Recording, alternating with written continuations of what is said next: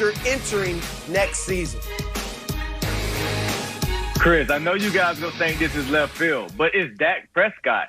He's clearly the quarterback under the most pressure heading into next season, strictly because he's the only quarterback that hasn't won a Super Bowl within those guys that we just named. He's the only quarterback that's being doubted by his fan base and organization. He's the only quarterback that needs that second contract because he's a fourth rounder. I know he gets endorsements here and there, but he still hasn't been appreciated by his franchise to reward him with a big contract, to just say, you're our guy. So I think he needs to have an MVP caliber season to let everybody know, the world know, that I belong in this class. I want to be paid like these guys. So I definitely have to be the one to go out there and put my name behind what I want and just say, hey, I deserve my payday. And that's why he's under the most pressure coming off that injured season going into next season. Oh, Brandon, piling the pressure on my guy, Dak. Dak's been carrying the Cowboys. He's been the most consistent part of that organization. I do think he needs an MVP level season to get the long-term deal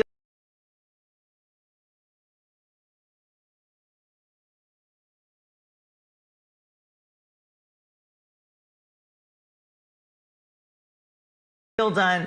But I believe the most pressure is on Patrick Mahomes. He just lost the Super Bowl. As we know, the Chiefs did not score a touchdown. He did not throw a touchdown pass in the Super Bowl. We had kind of even skipped over this Bucs Super Bowl onto the conversation of, what if they win 3 Super Bowls in a row? Will we then be able to put him past Tom Brady?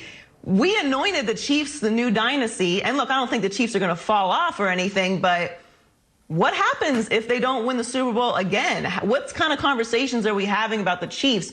Maybe we put too much pressure and too much expectation on them too quickly, but we know what Patrick Mahomes was capable of. We know his talent. He's the best quarterback in the league. We know that. He's the future. But I think the pressure this year, losing the Super Bowl in that way, obviously Todd Bowles' defense was incredible. He got the most pressures of any quarterback in Super Bowl history and was throwing sideways, upside down, and smacking his receivers in the face. He did what he could, but I do think if you have that much expectation, that much praise, you do have to have some of the burden of responsibility when you lose that way. So I think the pressure is on Patrick Mahomes to come back and have an incredible season. Well, before I share my pick, Dak doesn't even belong on this list. I'm just saying, I respect him. I know what he's done and what he's capable of doing. But with this list of guys and quarterbacks, Dak does not yet belong on this list. Having said that, Russell Wilson is the quarterback that is under the most pressure. And why do I say that? Because he's the quarterback that has called out his organization, saying that he needs more help. He needs to be protected. That means, look, I'm doing my job. I'm doing my part.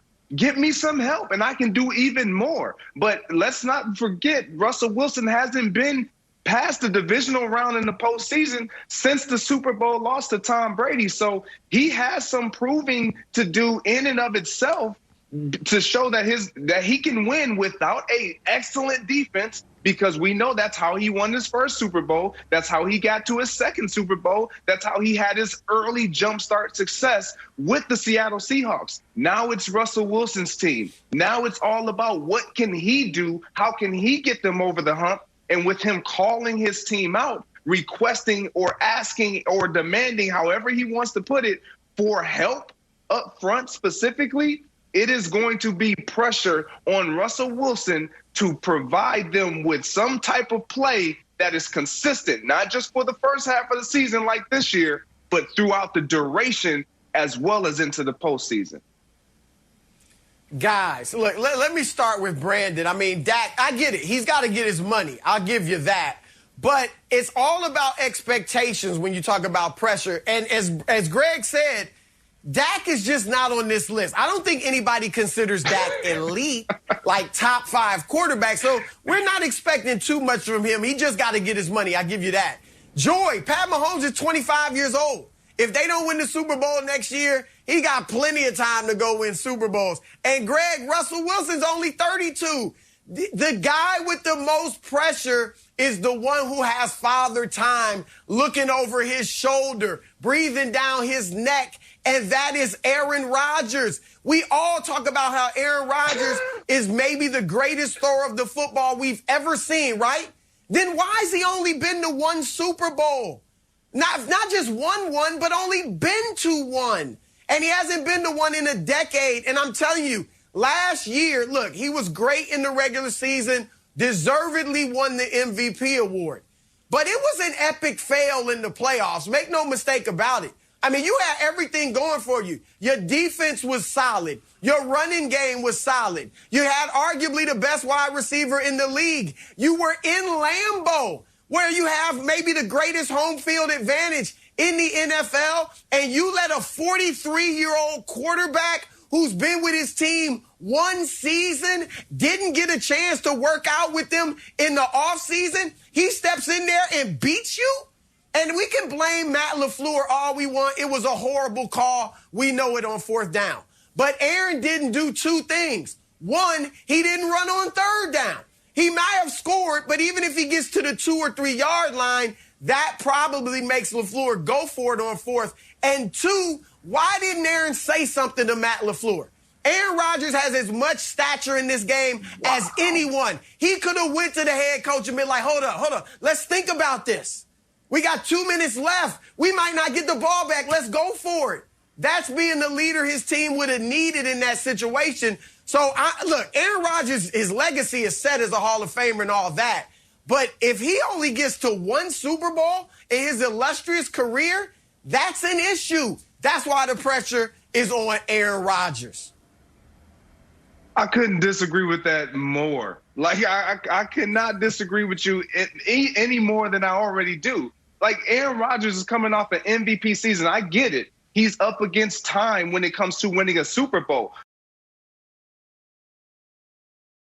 But when we talk about this Green Bay Packer team, we don't just talk about Aaron Rodgers and his lack of performance. No, we talk about what he does not have, what he has not been afforded to get over the hump. Look, you can't win this game by yourself. And when you talk about losing to a guy in Tom Brady who was with his team for 1 year, didn't have all this time with them, but he had so many other variables and so much more personnel around him to support that.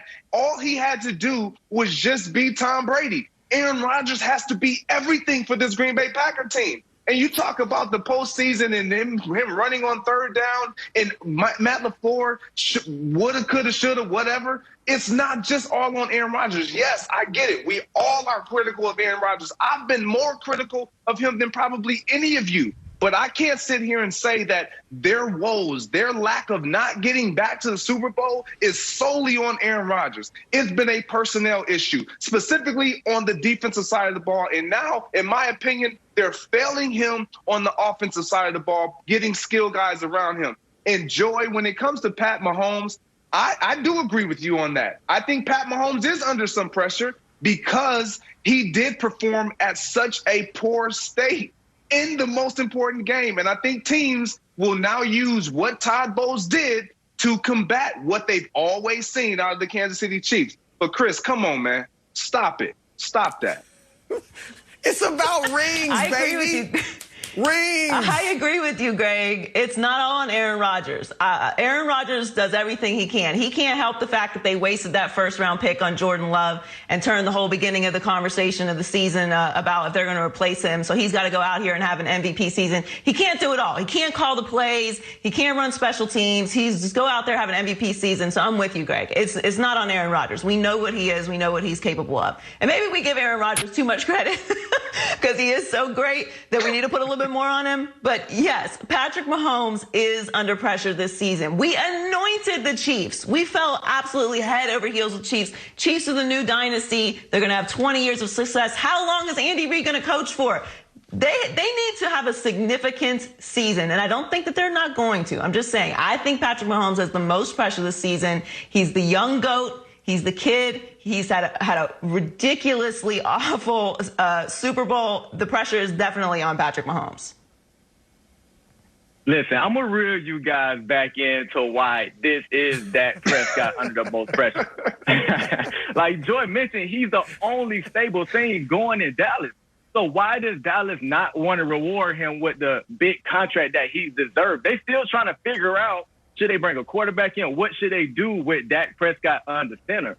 With Aaron Rodgers being in Green Bay with your pick, Chris, I just feel like his legacy isn't going to change. For the remaining years of his career, he won a Super Bowl. Even if he win one more, you still go look at him as a great player that can make all the throws, and he's going to be in the Hall of Fame.